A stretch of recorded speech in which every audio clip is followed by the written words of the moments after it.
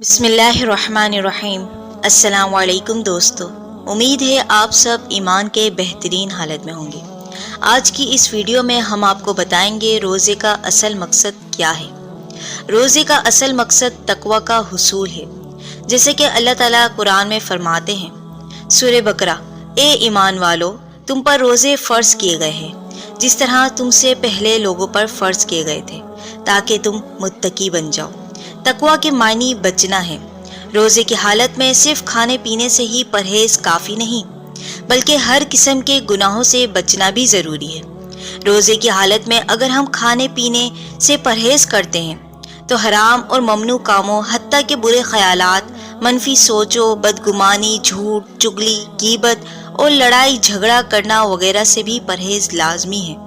کھانا پینا انسان کا پسندیدہ مشغلہ ہے جس پر کنٹرول نہایت مشکل ہے، لیکن روزے میں بھوک کا تجربہ انسان کے اندر ایسی قوت پیدا کر دیتا ہے کہ وہ اس قابل ہو سکے کہ وہ اللہ کی خاطر اپنے منفی جذبات کو بھی قابو میں رکھ سکے۔ حضرت ابو ہریرہ رضی اللہ تعالیٰ عنہ سے روایت ہے کہ رسول اللہ صلی اللہ علیہ وآلہ وسلم نے فرمایا، روزہ صرف کھانا پینا چھوڑنے کا نام نہیں ہے، بلکہ روزہ تو ہر بے فائدہ اور بیہودہ کام، جنسی خواہشات پر مبنی حرکات اور کلام سے بچنے کا نام ہے۔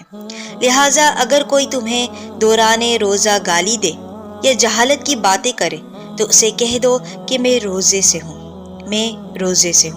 بعض روزے داروں کو روزے سے بھوک کے سوا کچھ حاصل نہیں ہوتا، اور بعض قیام کرنے والوں کو قیام سے بیداری کے سوا کچھ نہیں ملتا۔ رسول اللہ صلی اللہ علیہ وآلہ وسلم نے یہ بھی فرمایا، جس نے جھوٹ، بیہودہ عمل اور بیہودہ باتوں کو نہ چھوڑا تو اللہ تعالیٰ کو کوئی ضرورت نہیں کہ وہ شخص کھانا پینا چھوڑ دے۔ عبادت میں جس طرح ظاہری ارکان کی پابندی لازمی ہے، اسی طرح باطنی کیفیات، مثلاً اخلاص، اللہ کی محبت، اللہ کا خوف اور اللہ سے امید، یہی تقوی ہے جو مطلوب ہے کرنے کے کام۔ روزہ رکھ کر بھوک کے تجربے سے تقوی اور تواضع اور صبر جیسی صفات اپنائیں۔ روزہ صرف کھانے پینے کا ہی نہ ہو، بلکہ آنکھ، کان، دل، زبان اور ہاتھ سب کا ہی روزہ رکھیں۔